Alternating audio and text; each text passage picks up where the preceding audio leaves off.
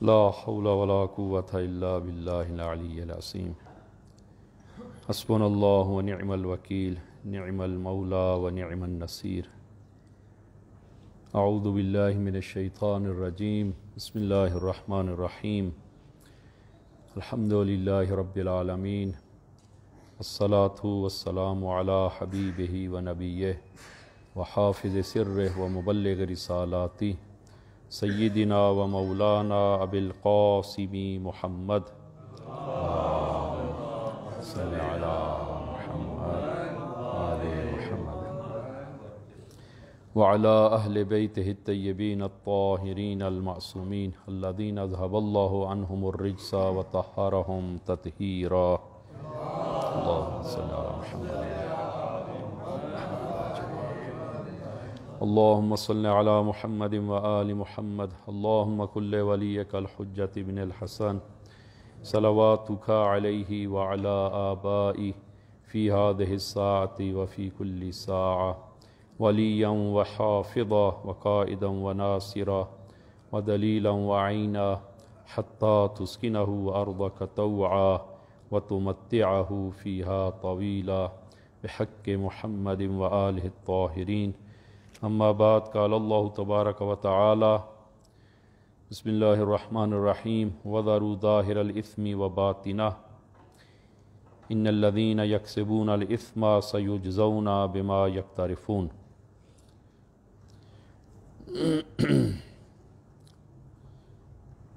ارشاد خداوندی ہوتا ہے کہ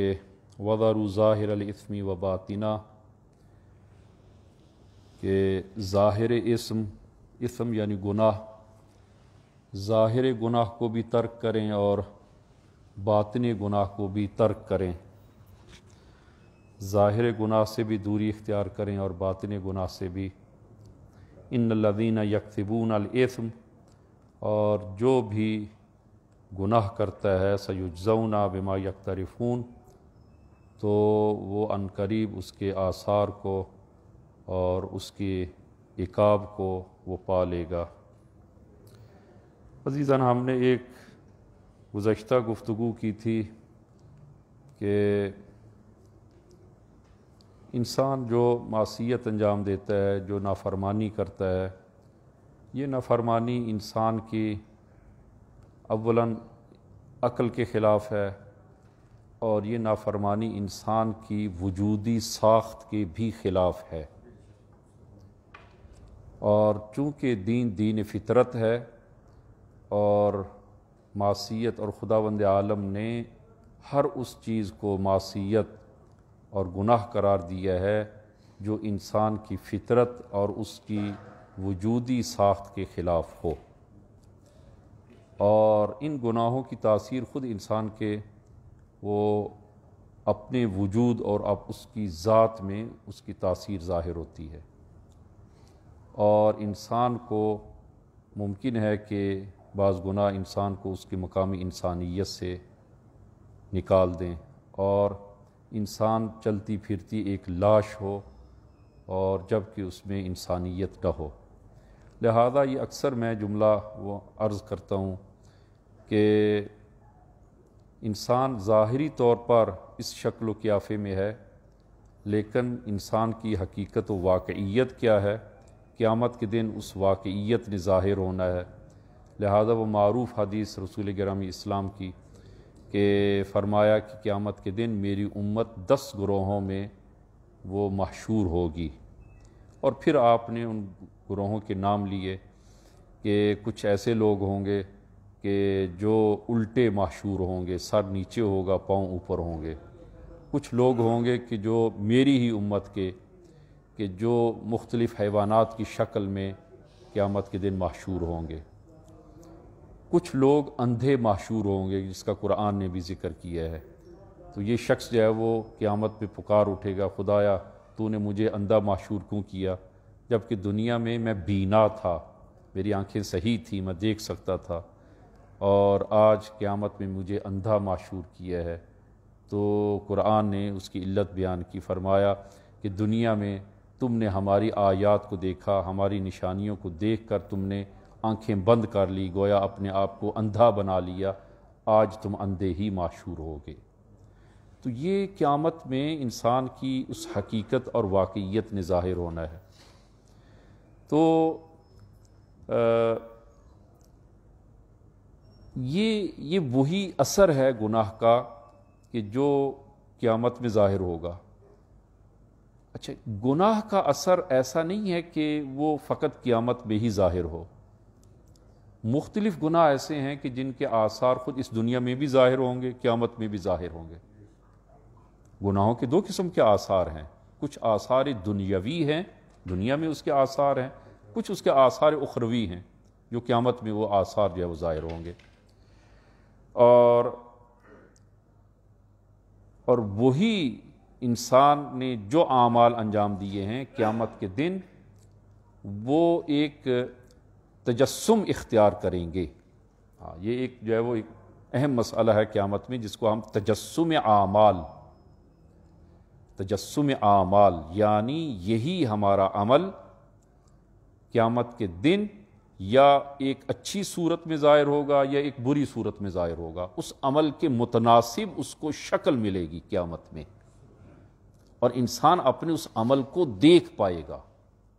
اچھے عمل کو برے عمل کو دونوں کو دیکھ پائے گا۔ لہذا معاد جسمانی بھی ہے اور تجسم اعمال کی مفصل بحث ہے روایات میں جس کو ذکر کیا گیا ہے۔ یہ ہمارے اعمال ایک جسمانی شکل اختیار کریں گے، جس طرح کہ وہ آج کل کی نئی ٹیکنالوجی میں کہ مادہ کو انرجی میں بدلتے ہیں، اسی طرح انرجی کو مادے میں بدلا جائے گا۔ قیامت میں عمل انرجی ہے، انسان ایک عمل انجام دیا ہے، یہ ایک انرجی ہے، یہ قیامت کے دن مادے میں بدلے گی، تجسم عمل اور تجسم اعمال۔ تو اور یہ دو قسم کے آثار ہیں ان گناہوں کے۔ انسان جو گناہ کرتا ہے، معصیت کرتا ہے، نافرمانی کرتا ہے، تو کچھ آثار دنیاوی ہوں گے، کچھ آثار اخروی ہیں۔ تو گناہ انسان کے وہ عمل جو ہے، انسان کا جو عمل ہوگا، گناہ اسی عمل کا ایک عکس العمل ہے، ایک عکس العمل ہے۔ مثلا روایات میں موجود ہے کہ قطع رحم اگر قطع رحم کرو گے تو انسان کی عمر کم ہو جائے گی۔ خب اس کا ایک اثر ہے قطع رحمی کا، کہ انسان کی عمر اگر فرض کریں کہ 100 سال ہے، اس کی عمر 50 سال ہو جائے گی، عمر کم ہو جائے گی۔ صلہ رحمی کرو گے تو اس سے عمر بڑھ جائے گی، 50 سال ہے تو ممکن ہے 60 سال ہو جائے، 70 سال ہو جائے۔ اور ہمارے پاس جو ہے وہ اس سے میں بہت ساری روایات بھی موجود ہیں۔ اسی طرح کے والدین، اگر کوئی انسان کے والدین ہو جائے، اس کی عمر کم ہو جائے گی۔ یہ ایک اثر ہے، ایک دنیاوی اثر ہے، دنیا میں اس کا اثر۔ یا مثلا انشاءاللہ روایات، اگر وقت ہوا تو میں روایات کو پڑھوں گا اور آپ کی خدمت میں بیان کروں گا کہ کچھ ایسے گناہ ہیں کہ جو زلزلے کا باعث بنتے ہیں۔ زلزلہ یعنی اس کا اثر جو ہے وہ، آپ کہیں گے جناب زلزلہ تو وہ زمین کے اندر وہ ایک جو طبیعی ایک عمل انجام پاتا ہے اور جس کے نتیجے میں جو ہے وہ زلزلہ آتا ہے، تو یہ تو اب پرانی باتیں ہو گئی ہیں، تو اس کا جو ہے وہ عمل سے کیا تعلق ہے؟ عزیزاً، انسانوں کے گناہوں کا اثر، وہ اثر انداز ہوتے ہیں زمین پر، اور جس کے نتیجے میں زلزلے آتے ہیں، کچھ ایسے جو ہے وہ۔ یا مثلا جو ہے وہ کچھ اعمال ایسے ہیں، گناہ ایسے ہیں کہ جس کے نتیجے میں بارش منقطع ہو جاتی ہے، بارش نہیں برستی، خشک سالی کا نتیجہ کس صورت میں خشک سالی جو ہے وہ ہوتی ہے۔ تو یہ آثار، گناہوں کے آثار، ان کو آثار وضعی، تو جس طرح کہ آپ دعائے کمیل میں پڑھتے ہیں اللہم اغفر لی الذنوب التی تغیر النعم، خدایا میرے ان گناہوں کو بخش دے جو نعمتوں کو بدل دیتے ہیں۔ وقت نہیں ہے، یہ تفصیلی حدیث ہے امام زین العابدین سے کہ وہاں پر آپ نے تفصیلاً اللہم صلی علی محمد کہ ان گناہوں کو آپ نے بیان فرمایا ہے کہ جو نعمتوں کو بدل دیتے ہیں، اور نعمتوں کو نکمت میں، نعمت کو نکبت اور نکمت میں بدل دیتے ہیں۔ کچھ ایسے گناہ ہیں، اور کچھ ایسے گناہ ہیں کہ جو انسان کی آبرو کو ختم کر دیتے ہیں، اور اسی طرح کچھ ایسے گناہ ہیں اللہم اغفر لی الذنوب التی تحبس الدعاء، کچھ ایسے گناہ ہیں کہ جو انسان کی دعا خدا کی بارگاہ میں دعا کو خدا کی بارگاہ میں نہیں پہنچنے دیتے، حبس کر لیتے ہیں۔ وہ گناہ دعا کو پرواز نہیں کرنے دیتے، دعا قبول نہیں ہوتی ان گناہوں کی وجہ سے۔ تو یہ کچھ آثار ہے، مثلا جو ہے وہ جس طرح قرآن میں بھی ہے، روایات میں بھی ہے، اگر یتیم کا مال کھاؤ گے تو یہ یتیم کا مال اسی طرح ہے کہ جس طرح انسان آتش سے، آگ سے اپنی شکم کو پر کرے، اب یہ ایک اثر ہے، البتہ یہ اثر کیا ہو جائے گا؟ اخروی، اثر اخروی۔ تو گناہوں کے کچھ آثار دنیاوی ہیں، کچھ آثار اخروی ہیں، اور یہ آثار اخروی اور دنیاوی جو آثار ہیں، بعض گناہ ایسے ہیں کہ جن کا بہت جلد اثر ہوتا ہے انسان کی زندگی میں۔ خوب جس طرح کہ آپ ملاحظہ فرمائیں، ظلم کا اثر جو ہے وہ بہت جلد ہے۔ کربلا پیش آئی، اور واقعہ کربلا پیش آنے کے بعد آپ ملاحظہ کریں بنی امیہ اور یہ لوگ جو ہیں وہ 3 سال، 2.5 سال، 3 سال، 3.5 4 سال میں خوب وہ اس ظلم کے آثار جو ہے وہ ظاہر ہونا شروع ہو گئے، ظلم کے آثار شروع ہو گئے۔ لہذا قرآن کریم میں یہ سورہ مبارکہ سورہ انعام آیہ نمبر 120، وَذَرُوا ظَاهِرَ الْإِثْمِ وَبَاطِنَهُ، ظاہر اسم کو بھی، ظاہر گناہ کو بھی اور باطن گناہ کو بھی ترک کریں۔ اچھا، ظاہر گناہ کیا ہے اور باطن گناہ کیا ہے؟ 3 تفسیریں کی گئی ہیں، مفسرین نے 3 معنی کیے ہیں اس کے۔ ایک معنی یہ کہ ظاہر گناہ سے مراد کہ ایسے گناہ کہ جو لوگوں کے سامنے انجام دیے جائیں وہ ظاہر گناہ ہے، اور جو لوگوں سے چھپ کر انجام دیے جائیں وہ باطن گناہ ہے۔ بعض نے یہ معنی کیا ہے کہ ایک یہ معنی۔ دوسرا معنی بعض مفسرین نے کہ ظاہر گناہ سے مراد وہ گناہ کہ جو انسان اپنے اعضاء کے ذریعے، اعضاء و جوارح کے ذریعے انجام دیتا ہے، ہاتھوں کے ذریعے، آنکھ کے ذریعے، کان کے ذریعے، زبان کے ذریعے، یہ ظاہر گناہ ہے۔ باطنی گناہ وہ گناہ کہ جو انسان اپنے جوانح کے ذریعے گناہ انجام دیتا ہے، جیسے گناہ باطنی، جیسے حسد، کینہ، بغض، جو ہے وہ نیت کا ناپاک ہونا، ریا،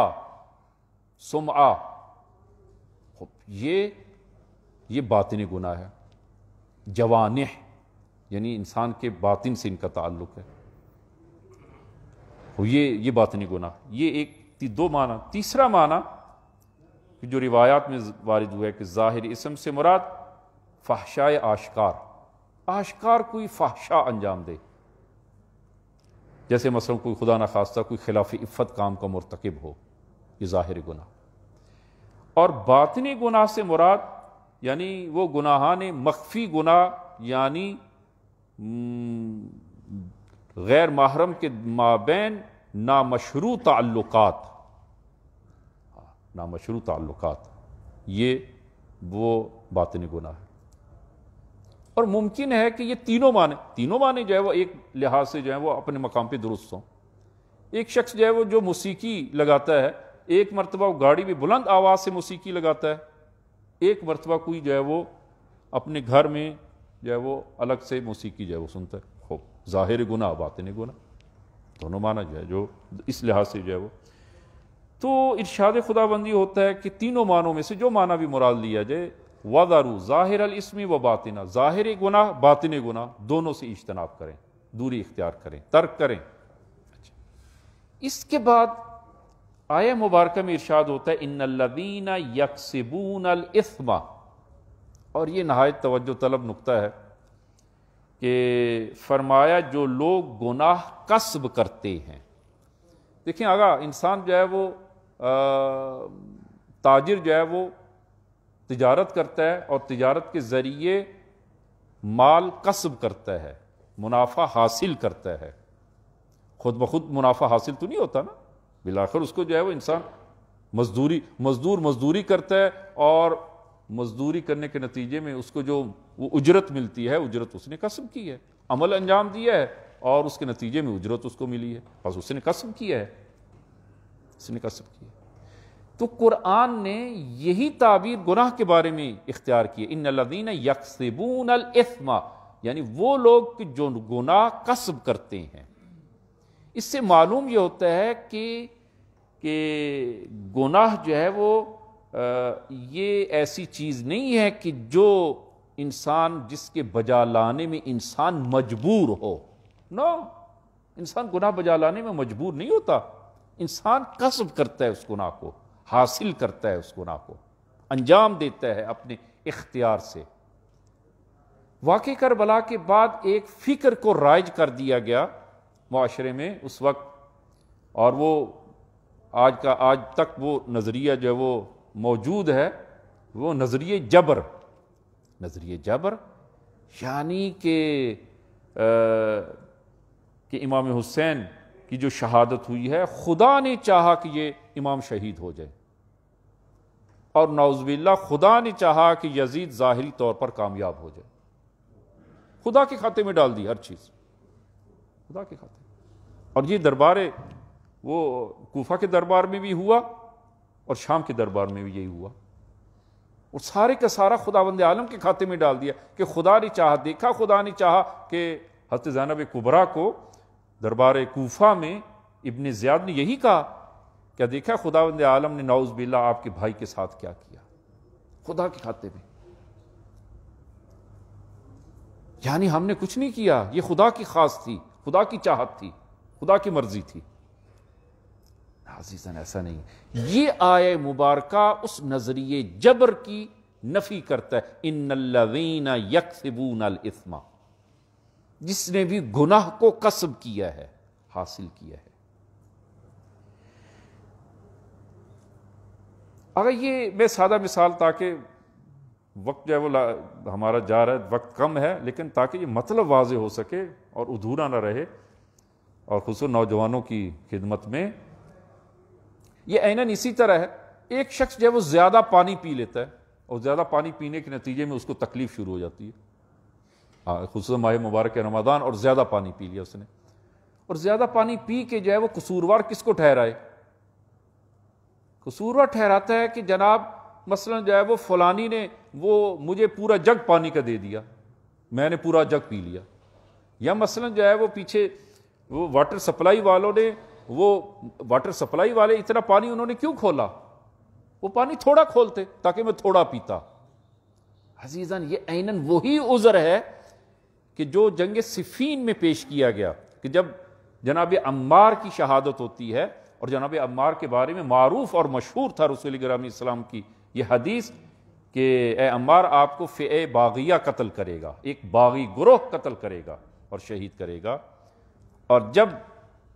وہ شامیوں کے ہاتھوں جناب عمار کی شہادت ہو جاتی ہے تو شامیوں کو وہ حدیث، کچھ کو حدیث یاد آ گئی کہ رسول خدا نے تو یہ فرمایا، اور عمار ہمارے ہاتھوں شہید ہوئے لہذا ہمارا گروہ باغی ہے۔ اب عمرو عاص نے کیا کیا؟ کہا کہ نہ، ہم باغی گروہ نہیں ہیں، ہم باغی گروہ نہیں ہیں۔ کون باغی گروہ ہے؟ کہا کہ مد مقابل علی نعوذ باللہ باغی گروہ ہے۔ کیوں؟ اس لیے کہ علی عمار کو نہ اپنے ساتھ لاتے، نہ جنگ میں بھیجتے، نہ وہ قتل ہوتے۔ ہم نے قتل نہیں کیا، یہ تو علی نے قتل کیا ہے۔ وہی عذر، وہی عذر۔ یہ آیہ مبارکہ فرماتی کہ نہ، ان الذین یکسبون الاثم، جو بھی گناہ کسب کرتا ہے، یعنی گناہ اجباری نہیں ہے، گناہ کا کسب کرنا، حاصل کرنا انسان کے اختیار میں ہے، اختیاری ہے۔ اور پھر اگلی وہ آیت کا اگلا حصہ، ان الذین یکسبون الاثم سیجزون ما یقترفون، کہ جو لوگ گناہ انجام دیتے بہت جلد اس گناہ کے اثر کو وہ دیکھ لیں گے اسی دنیا میں۔ دیکھیں قرآن میں کہیں پر دیکھیں دو کلمے، ایک دفعہ ہوتا ہے کہ ستعلم، آپ ان قریب جان لیں گے، سوف تعلم یعنی آپ آئندہ بعید دور، تو سین جہاں پر قرآن میں آتی ہے یعنی عربی میں وہ قریب کے معنی کے لیے آتی ہے۔ سیجزون، بہت جلد اس کی جزا کو پالیں گے، اس کے اثر کو دیکھ لیں گے۔ لہذا اس آیہ مبارکہ میں 3 نقطے بیان ہوئے ہیں۔ پہلا نقطہ کہ گناہ کی 2 قسمیں ہیں، ظاہر گناہ، باطن گناہ، کچھ ظاہری گناہ ہے، کچھ باطنی گناہ، دونوں سے اجتناب کریں۔ دوسرا نقطہ کہ یہ گناہ اختیاری ہے، جبری نہیں ہے، اختیاری۔ تیسرا نقطہ کہ گناہوں کی جزا فقط قیامت میں نہیں ہے، اس دنیا میں بھی ہے، گناہوں کی سزا اور اثر اس دنیا میں بھی ہے اور آخرت میں بھی ہے۔ اچھا، اس مقدمے کی روشنی میں ایک حدیث جو ہے وہ، کہ وقت بہت کم رہا، کہ ایک حدیث جو ہے وہ کہ جناب مرحوم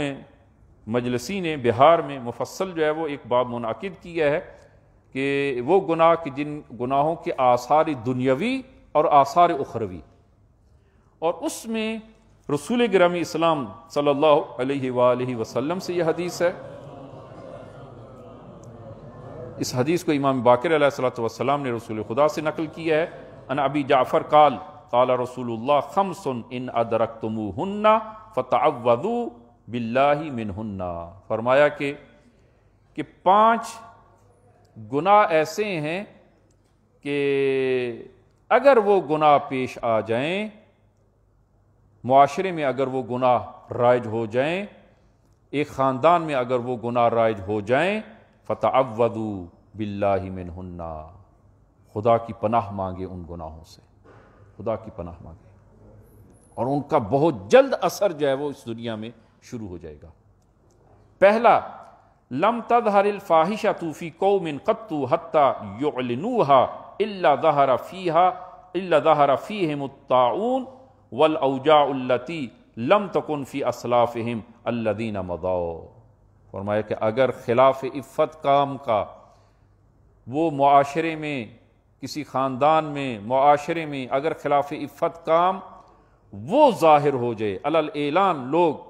اس گناہ کو انجام دینے میں وہ شرم نہ کریں اور یہ گناہ عام ہو جائے، فرمایا کہ ظہر فیہم الطاعون، اس معاشرے میں طاعون البتہ وہ خاص مرض ہے کہ وہ چوہوں کے ذریعے جو پھیلتی ہے، البتہ یہاں پر طاعون یہ ایک وبائی مرض، جو ایک سے دوسرے کو سرایت کرتی ہے، ایسی امراض، فرمایا اس معاشرے میں ایسی امراض شروع ہو جائیں گی، اور والاوجاع التی لم تکن فی اسلافہم، اور ایسے امراض اور دکھ اور درد معاشرے میں پیدا ہو جائیں گے کہ جو تم سے گزشتہ قوموں میں نہیں تھے۔ میں ایک مثال جو ہے وہ دوں عزیزان، ایڈز، اب یہ مرض جو ہے وہ آپ دیکھیں گزشتہ اقوام میں نہیں تھی، جو ہے وہ اب پیدا ہوگی، کہاں سے آئی ہے؟ اس گناہ کے نتیجے میں، اس گناہ کے نتیجے میں، اور یہ مرض منتقل ہوتی ہے، اور اس مرض کا علاج بھی وہ صعب العلاج ہے، اس کا علاج نہیں ہے۔ ایسے امراض معاشرے میں، خب یہ دنیاوی جو ہے وہ اس کا عقاب اور آثار ہیں۔ اسی طرح جو ہے وہ کہ جب وہ روابط اگر ضوابط کی جگہ پر روابط اگر شروع ہو جائیں، جس طرح کے معاشرے میں آج کل یہی ہو رہا ہے، نکاح اور ازدواج ایک ضابطہ ہے، لیکن جب ضابطے کمزور ہو جائیں اور روابط معاشرے میں یہ گلی کوچوں کے اور نیٹ کے رابطے شروع ہو جائیں، تو فرمایا کہ نتیجتاً ایسی امت پر، ایسی قوم پر یہ عذاب اور اس کے آثار ظاہر ہونا شروع ہو جائیں گے۔ مجھے اچھی طرح یاد ہے کہ وہ، البتہ میں مثال عرض کرتا ہوں کہ قوم میں جوان اموات بہت زیادہ شروع ہو گئی، ایکسیڈنٹ کے ذریعے اور اس قسم کے بہت زیادہ اموات شروع ہو گئی۔ ہم نے اپنے استاد سے پوچھا کہ یہ اس کی وجہ کیا ہے، یہ اموات، جوان اموات بہت زیادہ شروع ہو گئی ہیں، تو انہوں نے فرمایا حدیث ہے، اگر کسی معاشرے میں خلاف عفت کام محارم کے ساتھ خلاف عفت کام اگر کسی معاشرے میں شروع ہو جائے، وہاں پر جوان اموات زیادہ ہونا شروع ہو جائیں گے، جوان اموات، یہ اثر ہے اس کا۔ یہ ایک دوسرا، وَلَمْ يَنْقُصُ الْمِكْيَالَ وَالْمِيزَانَ إِلَّا أُخِذُوا بِالسِّنِينَ وَشِدَّةِ الْمَعُونَةِ وَجَوْرِ السُّلْطَانِ، جس معاشرے میں یہ گناہ رائج ہو جائے کہ ناپ تول میں کمی اگر جس معاشرے میں شروع ہو جائے، ناپ تول میں فقط آپ یہ نہ کہیں کہ جو دکاندار ہیں انہی سے یہ مربوط مسئلہ ہے، جو دکاندار ہیں وہ ناپ تول میں کمی کرتے، نہ، دکاندار جو کپڑے والے ہیں، کپڑے کی جو ہے وہ اس پیمائش میں اگر کمی سے کام لیتے ہیں، کپڑا کھینچ کر جو ہے وہ دیتے ہیں اور نتیجتاً 1 2 4 انچ ہے وہ کم ہو جاتا ہے۔ اسی طرح جو دفتر میں کام کرتا ہے اپنا دفتری کام میں 1 گھنٹہ 2 گھنٹے بیچ میں غائب ہو جاتا ہے، چھٹی اگر فرض کریں دفتر 2 بجے، اس کی جو ہے وہ قرارداد یہ ہے کہ وہ 8 سے 2 بجے تک کام کرے، تو اگر وہ 8 سے 12 بجے تک کام کرتا ہے اس نے بھی کمی کی ہے، اس نے بھی کمی کی ہے۔ اسی طرح ایک استاد اگر وہ کلاس میں تیاری کے ساتھ نہیں آتا اس نے کمی کی ہے، اس نے کمی کی ہے۔ ایک خطیب، ہاں دوسروں کی اپنی مثال بھی دو، ایک خطیب اگر تیاری کے ساتھ نہیں آتا اور لوگوں کے وقت کو ضائع کرتا ہے وہ اس نے بھی کمی کی ہے، وہ بھی اس حدیث کے تحت آتا ہے کہ جس نے ناپ تول میں کمی کی ہے تو الا اخذوا بالسنین وشدۃ المؤونہ، اس معاشرے میں جو مشکل پیش آئے گی وہ سخت، اس معاشرے میں وہ سلطان جور اور ظالم حاکم ایسے معاشرے پر مسلط ہو جائیں گے۔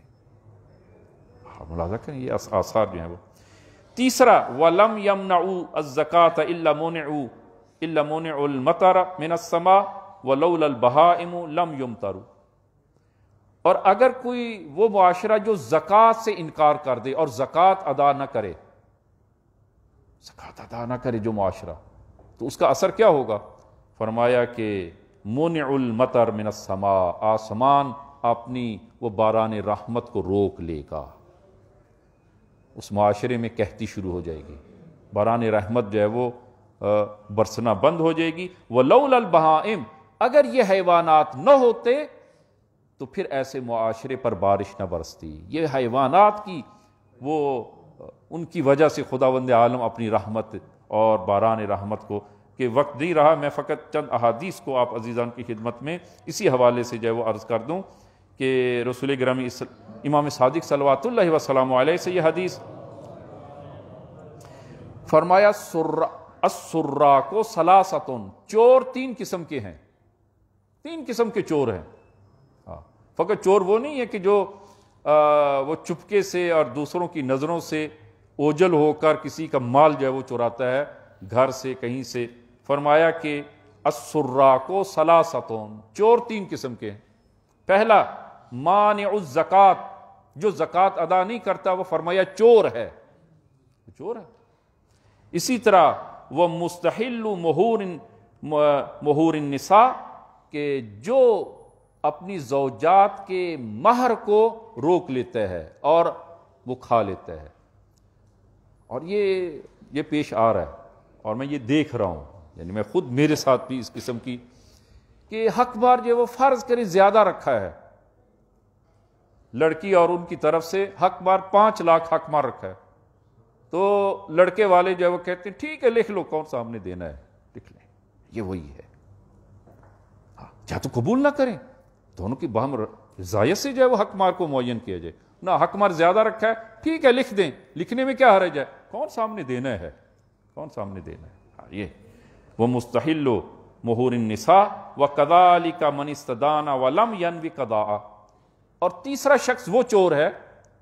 امام صادق فرماتے وہ چور ہے جو کسی سے قرض لے اور واپس دینے کی نیت نہ رکھتا ہو، فرمایا یہ بھی چور ہے، چور سراق۔ اور ایک آدھ حدیث جو ہے وہ اور میں عرض کر دوں کہ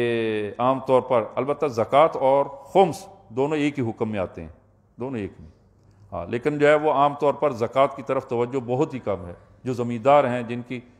آخری 3 منٹ کہ جن کے پاس زمین ہے اب ان پر زکوٰۃ واجب ہے، البتہ وقت نہیں رہا کہ میں وہ زکوٰۃ کے حوالے سے کچھ عرض کروں، اور بس جو وہ ہماری البتہ ایک حد تک جو وہ بیان کر سکا ہوں۔ تو عزیزاً یہ گناہ انسان کی زندگی میں یہ آثار جو ہیں وہ ظاہر ہوتے ہیں، اور انہی آثار میں سے آپ ملاحظہ کریں کہ معاشرے میں کہ جب وہ مکیال اور وہ میزان قیامت کے دن امیر المومنین میزان الہی ہوں گے اور لوگوں کے اعمال کو اس میزان الہی پر تولا جائے گا، اور جب اس معاشرے نے اس میزان الہی سے منہ موڑا، آپ معاشرے میں وہی گمراہی اور ضلالت جو ہے وہ پیدا ہوئی۔ عزیزاں فقط ایک آدھ جملہ عرض کروں گا۔ امیر المومنین کی جب شہادت ہوتی ہے اور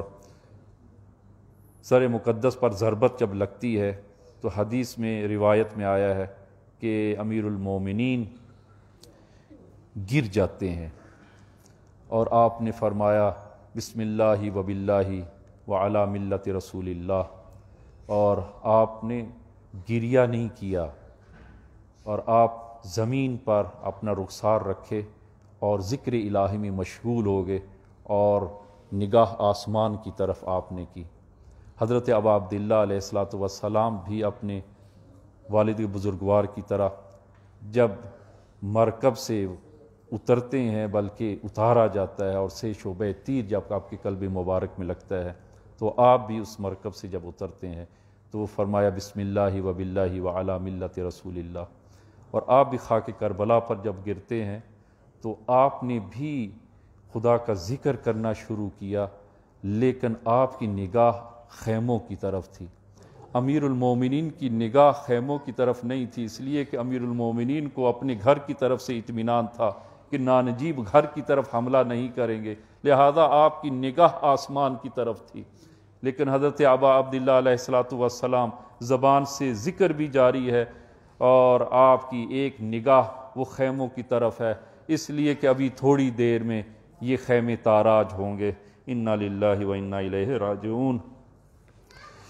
خدایا بحق زہرا، بحق امام زمان جناب آغا سید قمر حسین نقوی وال سید آغا حسین نقوی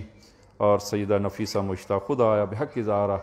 ان بزرگواران کو خدایا اپنی جوار رحمت میں جگہ عنایت فرما۔ ہماری اس محفل اور اس مجلس کا اگر تیری بارگاہ میں کوئی ثواب و اجر ہو، خدایا یہ اجر و ثواب جناب سید قمر حسین کو بحق امیر المومنین و بحق ابا عبداللہ علیہ السلام عنایت فرما،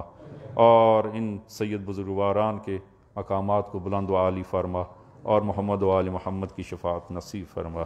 بسم اللہ صلی اللہ علیہ محمد و آلہ